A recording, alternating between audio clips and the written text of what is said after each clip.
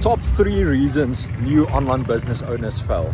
Number 1, or let's start with number 3 actually. Number 3 is they don't go through the course. They want to sell something and they want to have an online business, but they are not willing to go through the course themselves. So how do you expect to teach somebody how to do it if you don't go through it yourself?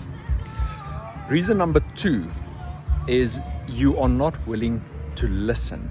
Listen to your mentor, follow your mentor, do what he's telling you to do. So once again, listen. Listening is a skill set. You've got to learn to listen. There's a difference between hearing something and listening, really listening. So let's go through the course. 3, 2, listen. And then reason number 1, by the way, my name is Errol. I'm an online business owner myself. I've made thousands of dollars online, and in actual fact, I've got brand new students who've never made money online before, and they're making their very first dollar.